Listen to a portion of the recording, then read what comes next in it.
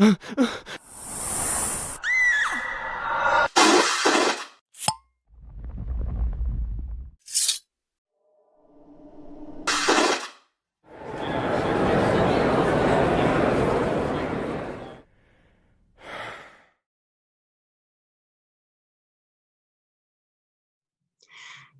and welcome.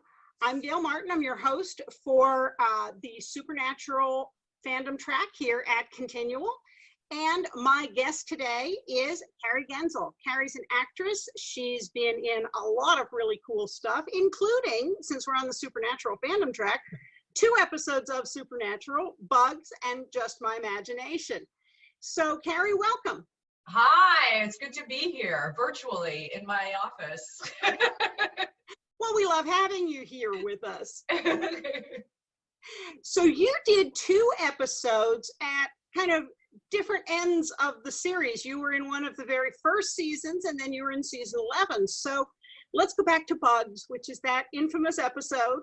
I really love it because it kind of hit all my buttons.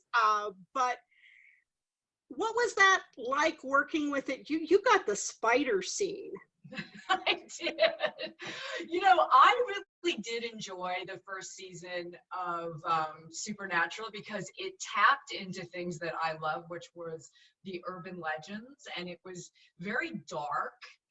Even the way they shot the series back then, it was shot very differently in terms of the lighting and everything. It had a very dark tone to it, and that was right up my alley. I was like, this is a great idea because, you know, back then the CW really didn't have anything that dark. And you know, I've said this before, I remember talking to Jared and Jensen, and they're like, they were really just trying to figure it out as they go, not necessarily the actors, but everyone as a team.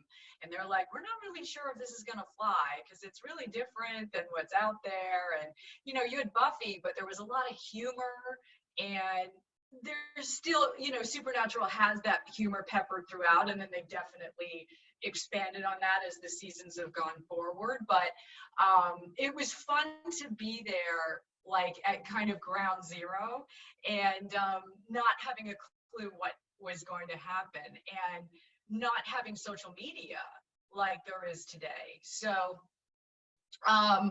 you know, as an actor, you would go do your work and enjoy yourself, and then go, thanks so much, bye everybody, and then like maybe get some letters written to you.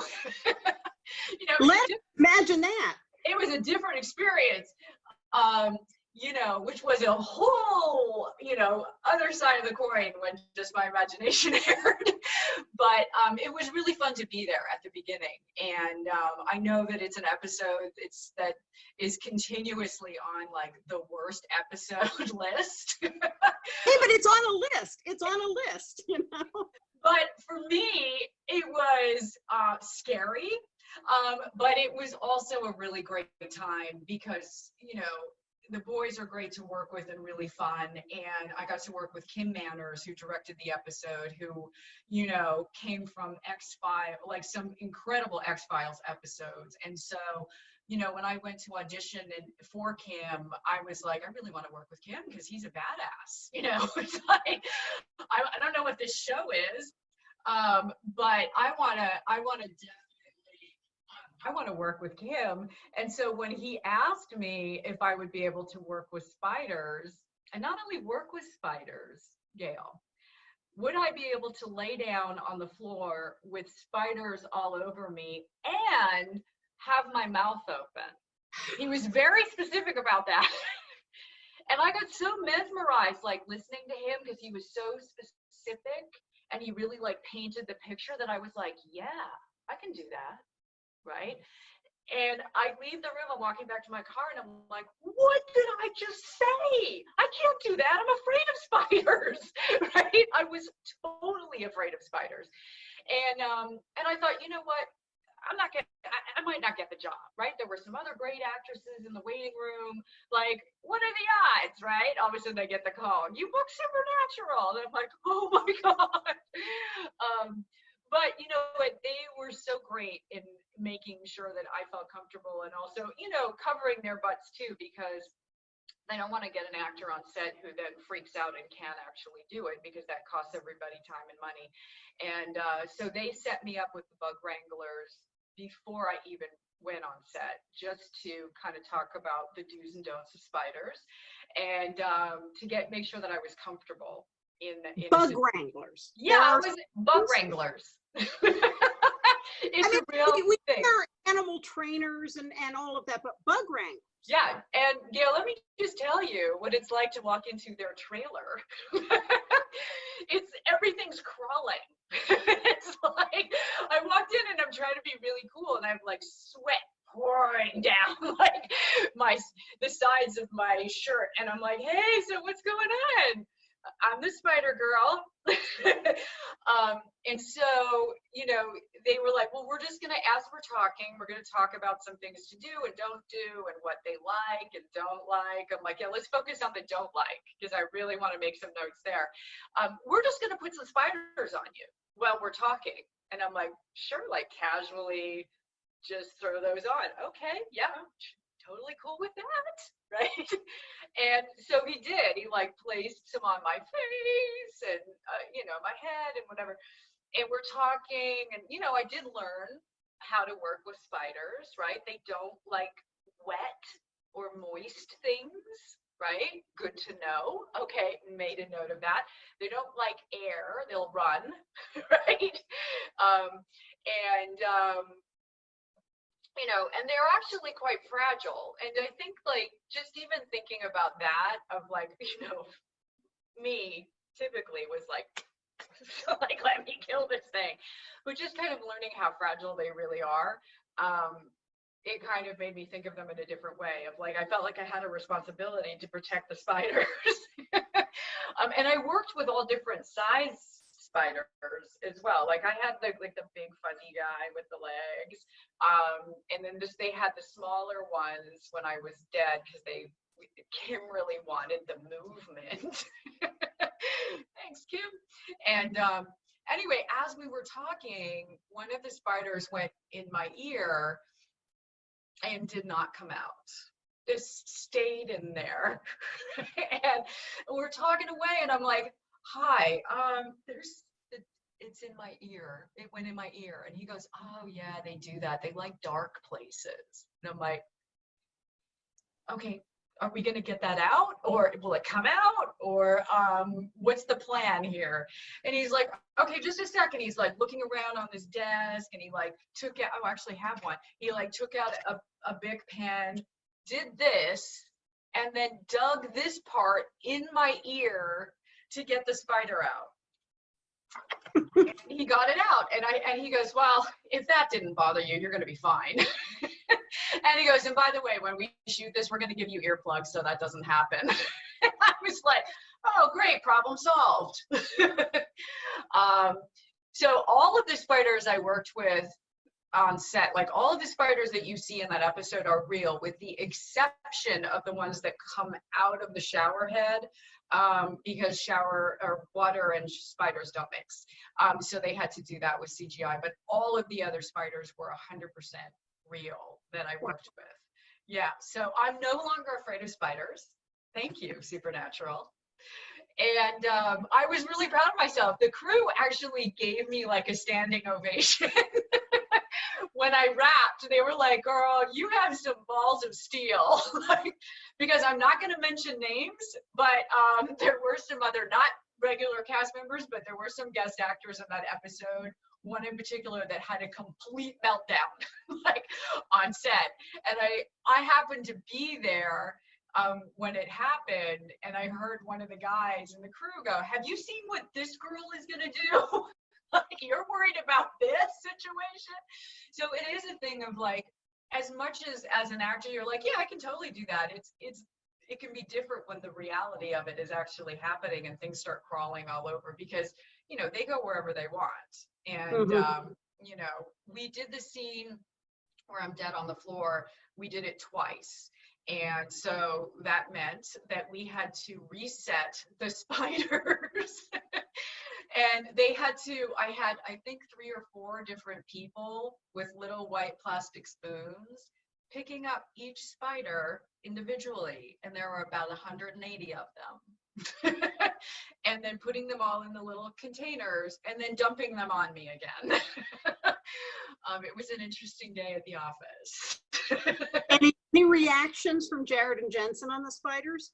Well, they weren't there when we shot that. I did work in a scene with Jared where I had one of the big fuzzy guys, and it was like kind of coming towards my hand, but it doesn't actually, and then I pick it up and I walk away. So we were on set together with the spider, and we were just kind of talking about them and stuff, and he seemed kind of interested in them and stuff. I mean, I said to him, I said, I would much rather work with the spiders than be in the scene in the attic with the bees and doing this, because that's not what you're supposed to do for bees. And I know that ended up being a little bit of a nightmare because bees got out into the soundstage. And I think that someone got stung. I'm pretty sure. But I feel like I was like, but I did get bit once too. I got bit like right on my forehead during a scene. I was like, you gotta be kidding me. This thing's just bit me. Like, it's like, oh no. I'm like trying not to move. I'm like, you're dead, don't move. And they ran up. I was like, something bit my head. And they're like, yeah, it's okay. It didn't get through all the layers of skin. I was like, oh, good. Fantastic news. So anyway, yeah, there were definitely some challenging times in that episode. And I think that they probably made a rule after that, no more bugs. They might have. Yeah. Wow, that's terrific. Were they using any specific kind of spider to be maybe like less venomous? Well, that was, I mean, I think more than anything, using the smaller ones, or they call them the babies, was safer because, as it was said to me, their fangs aren't long enough to actually like penetrate all the way down into your system. Oh, great. But I think more than anything, they just really wanted smaller ones so that you could see all of the movement and stuff, because that's harder if you have bigger ones on you. Yeah. I'm getting, there's not as much real estate. But I had to do the scene where Linda walks into her bedroom and turns on the news and the spider comes down her forehead was like a whole other thing too, because first off, you can't train a spider to hit its mark, right?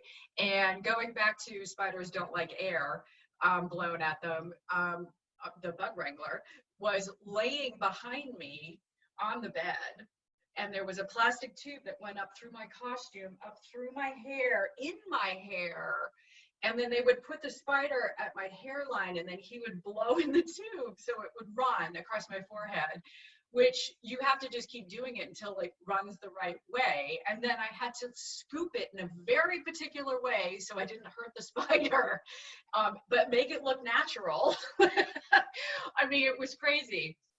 But anyone that's ever like taken science will realize that if you keep blowing into a plastic tube over and over and over again, eventually you get condensation. And so what happened is spit started to drip down my forehead from the wrangler behind me. Something to think about next time you watch that scene. But we did get a great shot. The little guy ran exactly where he was supposed to, and I did a little scoop, and he flew off, and they caught him, and everything was good. I think that's one of the things that we get so used to, just assuming everything's CGI anymore, to realize how much creativity and effort goes into those practical effects. Yeah, and as an actor, it helps so much to be able to have, even though it can be terrifying, it helps so much to have the practical. And I know that there's certain directors that really fight for that, and it can be costly too in terms of time, and but although CGI is not cheap either, but as an actor, you have something to react to. And sure, they could have done it later in post, and I could have just whatever, but then sometimes it doesn't match up properly, and it did help to actually have the spider there, And, because you're actually feeling the little feet and, and the whole experience. They tried to put some real spiders in the shower, like high enough or whatever. It just didn't work, because again, it's like you have warm water and there's condensation and there's just a lot going on. So they had to have the visual effects team come and mark everything. And that was a whole other, weird and wacky experience on the set of Supernatural, is like having to take a shower in front of the crew. And then for a long time, because there's different angles, and then they had the effects team come in, and then, thank gosh my brother didn't work on the team then. That would have been awkward. But and then, Linda falls through the shower door.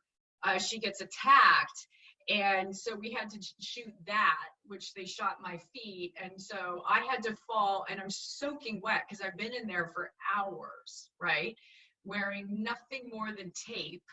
And I had to fall forward, like fall, like I'm falling through the door on top of the stunt coordinator, who was lying on a crash pad.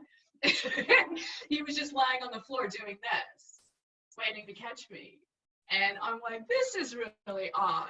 Like, you have to do it multiple times, because again, it's getting everything coordinated, the camera, and then like I would scream and fall, and they would throw fake glass into the bottom of the shower and blood.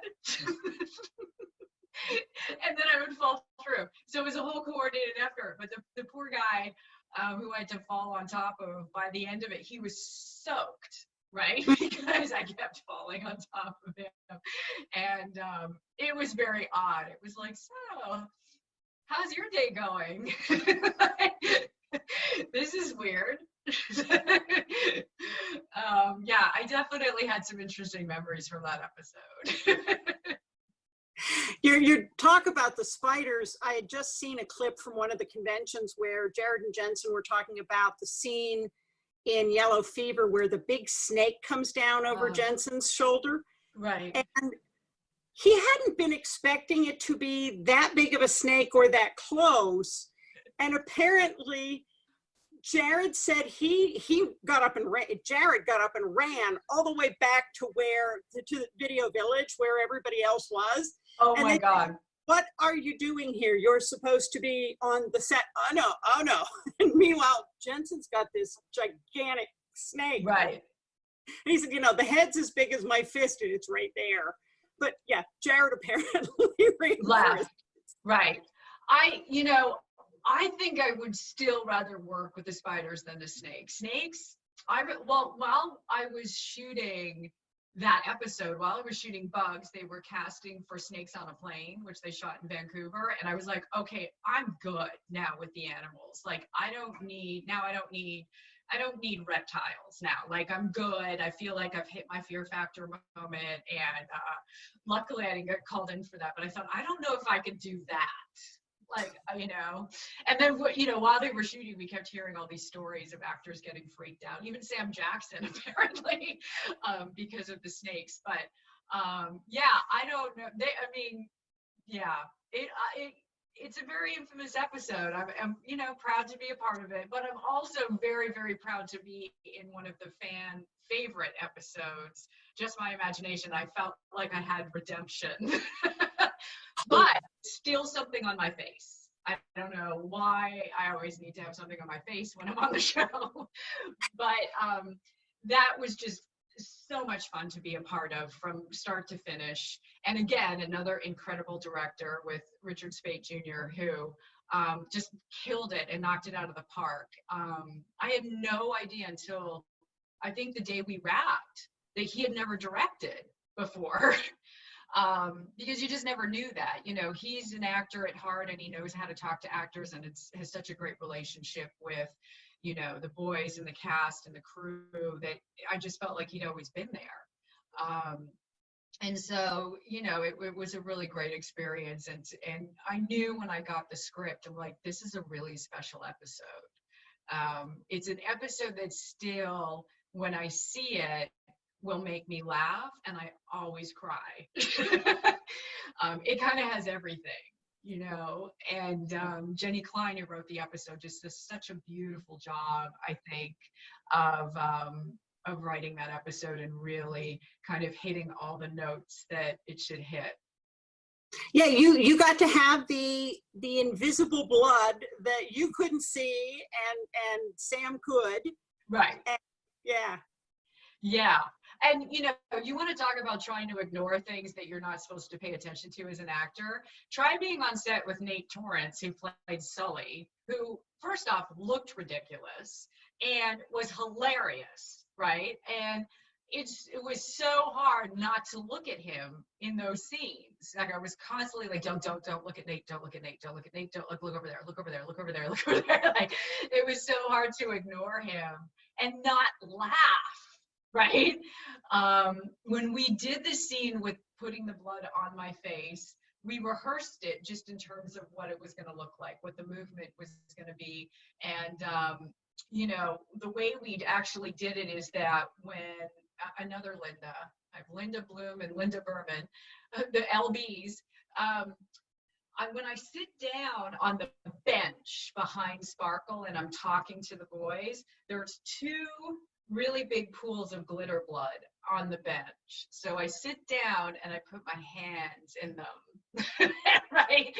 And I like got it really in there, right? Because, you know, Richard was like, we just really want to see it, right? And I'm like, all right, let's go. And I've worked with fake blood before. It's syrup, it's sticky, right? But adding the chunky blood or chunky sparkle, I didn't know what was going to happen. So I could really get my hands in there, right? And, you know, Richard had made me promise before we actually shot the scene for real. He said, you got to promise me that no matter what happens, you don't break. Don't laugh, because the boys are going to make some really crazy faces. And then you've got Nate, and the dialogue is hilarious. You please promise me that you won't laugh, because if you do, it's going to put us an hour behind, because we got to take all of it off your face, put your makeup back on, and like, it's a whole thing. And I was like, I got your back. No matter what happens, I'm getting through the scene. I don't care what happens. I'm there for you, right? So I sit down in the scene we're shooting, and I'm not going to say my heart's going a little fast, because I'm like, don't screw this up, right?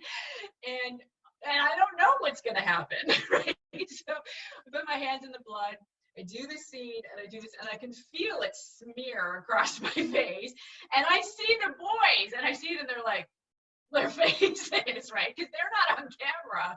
And they're sitting there, and I'm like, oh God, I must look really crazy, right? And I get up to continue the scene, and there's dialogue, and I have dialogue, and then all of a sudden I feel this big piece of glitter go right in my eye, like right in my eye. And I don't know if you've ever had glitter in your eye, but it was like a knife, like in your eye. And I'm like, oh shit, oh no. Okay, no, I can't stop this scene. I promised Richard, I promised him that I won't stop this scene. And then I'm like, just blink normal, blink, don't over blink. Okay, don't look at Nate. Okay, look at Jared, look at Jensen, look at Jared, look at Jensen, keep blinking. Okay, say your line. Okay, look at Jared, look at Jensen. That's all I'm doing through the whole scene. And they're like, cut. And I was like, makeup! And they came and like fished out the thing. But and then everyone just started laughing because I looked so crazy. But I was determined not to wreck that scene. And that stuff stained my face and my hands, because I had it on for hours, and you're under the hot lights, and I'm so fair anyway. And they took it off, and I had like this red film like on my hands and on my face. And I'm sitting in the makeup trailer, and they come over with this can of shaving cream, and I'm like, okay. And she's like, no, it gets stains out. And I was like, really? So a little pro tip for everybody. That is good to know. In case you can't get your fake blood off your face and it stains, get out some shaving cream. And they actually had to do it a couple times, but it really lifted the stains. You know, that would probably work for some of those cupcake frostings that are so intensely dyed. Oh yeah. I remember my son had dark blue cupcakes for a kid's birthday party once, and we had a whole room full of Smurfs because you couldn't get the blue off them. Shaving cream. Shaving cream, now we know. Yeah, it was crazy. Now, what the shaving cream couldn't do was prevent me from finding glitter on myself for months later. Months and months, I would find glitter in my car, in everything. It just never went away. My life continued to sparkle for months.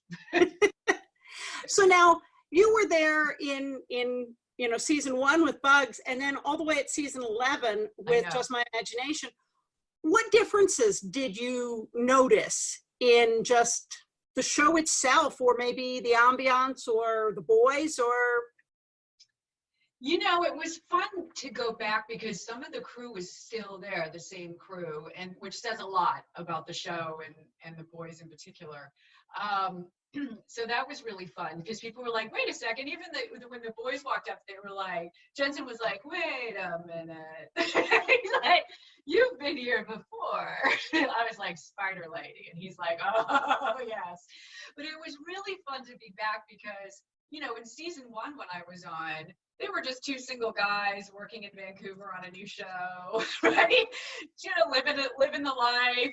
And, you know, coming back 10 years later, they're married, they have kids, you know, it was really cool. And they, you know, we talked about their kids and just how life had changed and how the show had just exploded. And, you know, the security had gotten a lot stricter on set. Like I was sharing recently, Jenna Skoji, who played Maddie, my daughter, we were both getting out of the transport van to walk onto set when we were shooting on location for the Berman house. And security stopped us. And they were like, I'm sorry, we're shooting here. And I was like, we're on the call sheet. Like, we're in this. Look, pull it out. This is us. Like, I was like, they wouldn't even let us on set. You know, and when we shot in season 1, I don't remember seeing any fans standing outside because it was brand new. I think maybe only a couple of episodes had aired. And, you know, of course, season 10 was a whole different ballgame where you have security and people looking out their windows and trying to take pictures. And because we had, you know, baby parked in front of the house and, you know, it was a little flashy looking. Like, so it was a totally different ballgame walking on set. And like I said, this show, certainly Just My Imagination, was much lighter than Bugs, the way it was shot and just the overall tone. But, you know, still that humor, because like that scene in Bugs where I go through my whole spiel of like, you know, we accept homeowners of any race, religion, or sexual orientation. Jensen ad-libbed that moment where he's like, okay, and he like hits Jared on the butt and walks away. And then I smile. That was all ad-libbed, and I'm glad they kept it in because it's just so cute. Yeah. So they always had those little moments, you know, of humor. I think even in those dark episodes, there might be, you know, just a little something. But this one, certainly at the top of the episode with our stuff, but just was humor, all humor. Like, and it was fun to be able to do that and have fun and you know, Everett Shea, who plays Sparkle, I thought was just so wonderful.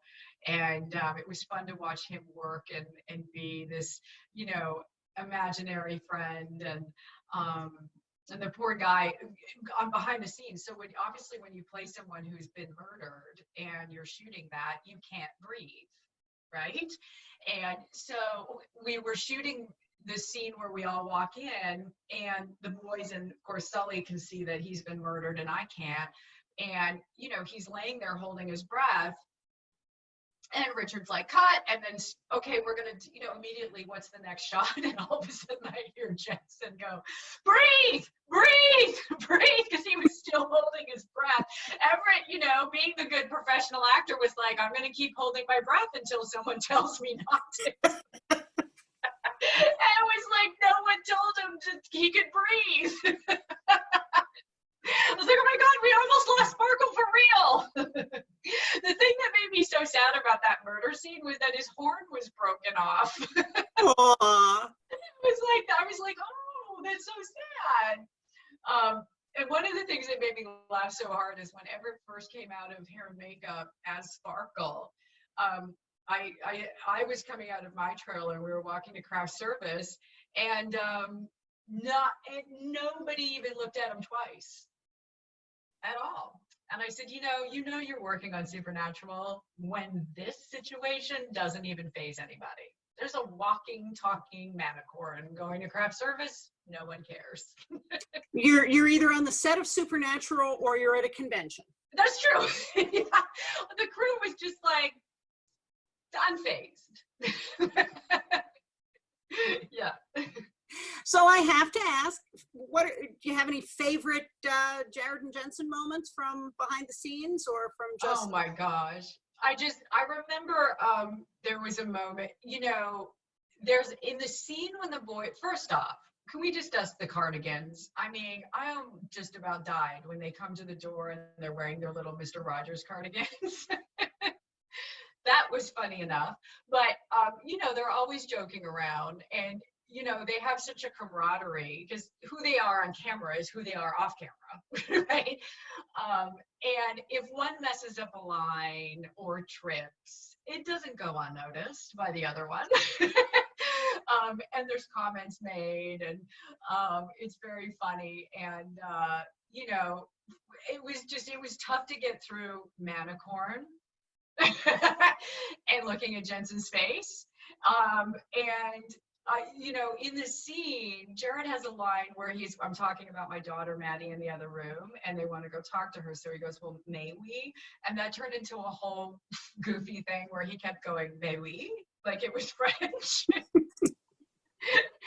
and then, you know, Jensen would pick up on it, and it became a whole thing.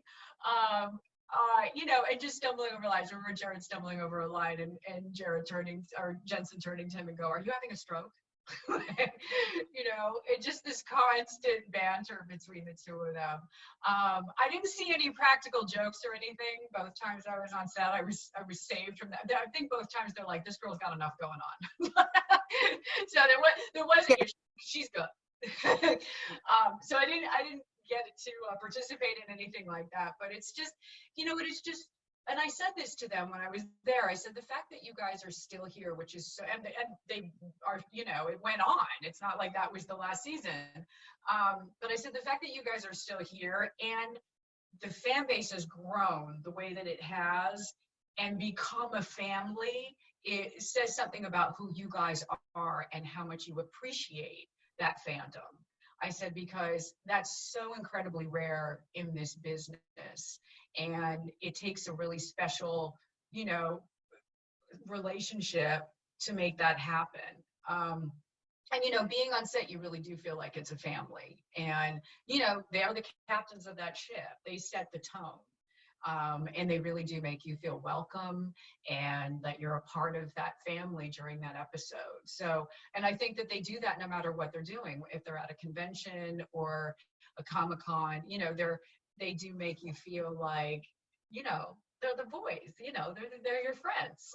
They have that, and it's special because not everybody has that.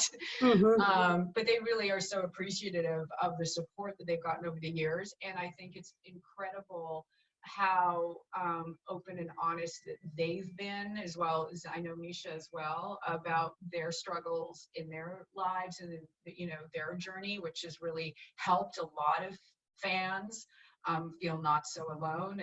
And I think it's easy, especially for a show that has had the success that it's had, for people to put actors up on this pedestal and forget that, you know, they're real people. And just because they're on a television show doesn't mean life doesn't happen to them. And I think that they've really been really instrumental in breaking down that, you know, false curtain of perfection to say, this is who we are. And we struggle with this too. And, you know, we're all in this together. And I think that that's really incredibly special and so valuable. I mean, it's really inconceivable to think about how many people that have been helped by that honesty. Yeah, they are 2 in a million. Yeah. So you were on Smallville and on Days of Our Lives. Did you work with Jensen? No, I never did. When I was on season 1 on Supernatural, I talked to Jensen a little bit about that, about being on days, but we never had scenes together, which is really funny. No, our paths like did not cross until Supernatural, which is funny. It was like, it's funny how that happens in this industry, that there's people that you kind of almost, work with, or I had that conversation with Michael Shanks because we had worked on a Hallmark movie a few years ago now, but there were other projects that we were both in, but we never worked together. Which was really funny. So I had done a Stargate, but didn't work with him. And we were both in a Lifetime movie called The Pastor's Wife, and we never worked together. And it was just so funny. I'm like, finally. And it's funny, we actually have the same agent in Vancouver. So I was like, we're finally going together. And it was worth the wait because we had so much fun working together. But it's funny how there's people that it's like you're circling, and then hopefully you're like, hey, you get to have some fun on set. So what are you working on now? Do you have some new projects, some new things coming up? I saw that you're producing, maybe looking at some feature films. What's new and next, and what are you doing? Staying safe. I'm doing a lot of time in my office. I shot a couple of Christmas movies last year, so I know that they're working to get those, to find distribution for those, and everything's just a little, not the way that it was. So I know they're working hard to find a home for those, and hopefully they will air this year, which is always fun. People love those Christmas movies. And for Supernatural fans, because Supernatural and Hallmark shoot in Vancouver, you see a lot of your favorite Supernatural actors in Christmas movies, which I think is always the fun, like the yin and the yang. It's like, because very different. And then I'm also working on a new project that I was inspired to create during this time, because so many people I know who are creators and make these beautiful handmade jewelry and art and all kinds of things, who normally do fan conventions or other art type conventions, craft conventions, and art fairs, etc., which are not happening and may not for a little while, are really struggling right now. And these small boutiques that we love that are in our communities. And so I was really inspired to start something virtually to support those people and promote what they do and their products. And that's called the Vendors Room, which you can find at thevendorsroom.com. And we're working really hard to get that launched. We're building everything right now on the website. So that's something that's keeping me very busy right now. And then I have a blog called State of Slay, which a lot of Supernatural fans follow. I write that blog about my own experience on my journey with mental health and my journey from hating myself to finding love in myself. So it's a positive blog, and it's an empowerment, and it's a great sense of community where we all support each other. And you were talking a little bit about that journey before we started recording. And I'd love to hear you come back to some of those things that you said, because they were very meaningful. Oh, yeah. For me, like, people ask me often, why did you become an actor? And for me, growing up, I had so much self-doubt, and I really didn't like myself. I was very uncomfortable in my own skin. And I found that many times I would put on a character. I would be who I thought you wanted me to be, because I wanted you to like me, and I didn't really want you to ask me many questions. And I kind of was acting in life. And in high school, I discovered the drama club, and it was this kind of mysterious, dark place with a stage where all of these, really big personalities kind of hung out, and it looked like they had a lot of fun, and I was very drawn to it. And and those people, because I thought, you know, maybe this is a place where I can, you know, really explore.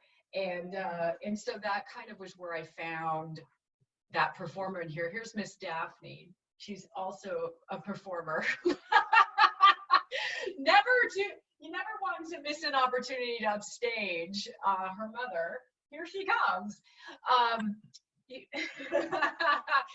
And, you know, it really was like, earlier we were talking about people, you know, drama teachers, and, you know, my drama teacher in high school really, Mr. Gautier, who's since passed on, was very instrumental in giving me the space I needed to find my confidence to get up on stage and to find that voice. And I remember the day that our last day of school, I went into his office to say thank you. And he said, you know, when you first walked in to my class, we couldn't get you to say anything, and now we can't get you to shut up. And I was like, well, I guess I found my tribe.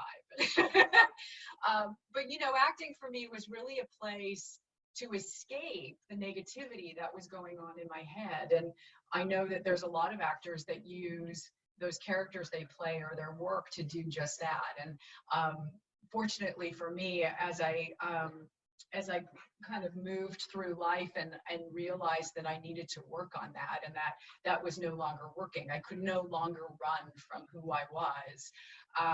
You know, I learned to love myself, and I did a lot of work and had a lot of help in that journey. But, you know, because of that, now my motivation for acting changed, and it's become a more positive reason, and a reason to you know, tell story and collaborate and connect with others. And you have a chapter in There'll Be Peace When You Are Done. I do. I And so do I. I have it right here. I'm so excited, and it's such a love letter to the fans of Supernatural. Here it is. To the fans of Supernatural, and my blog State of Slay, and just how we've really connected through our vulnerability and our stories and our journey, and given each other strength and support. And I think that that's what's so beautiful about this show and the fandom, is that, you know, it's beyond just the show. And that's why this show will live on forever. The legacy of this show is not just the show and a great story and great characters. It's all of this other stuff that's come about, you know, random acts and all of these like incredible nonprofit, you know, companies and things that people get involved in, and the acts of kindness that have come from the family, you know, and the fandom. So that's really, I think, what's incredible about about the fandom and about the show, is that it's really turned into something so much bigger, and that's incredibly unique and special. Well, Carrie, thank you so much. The time has gone so quickly, and I love hearing your stories, and I love your photobombing dog in the background. I know, right? It was like she was on a pogo stick. Eyes just kept coming up and down. Yeah. But thank you so much for taking time to be with us. Love hearing the stories, and hope our paths cross at some time when the current unpleasantness is over. But best luck with your blog and the new startup. I think it's a terrific idea. And thank you so much for taking the time to be with us today. Thank you so much, Gail. It's been so much fun, and stay safe, everyone. Well, you too. I'm Gil Z Martin, and our guest today was Carrie Genzel. This is the ConTinual Supernatural fandom track, so stay tuned. We've got a lot more fandom and Supernatural coming your way. Thanks for joining us.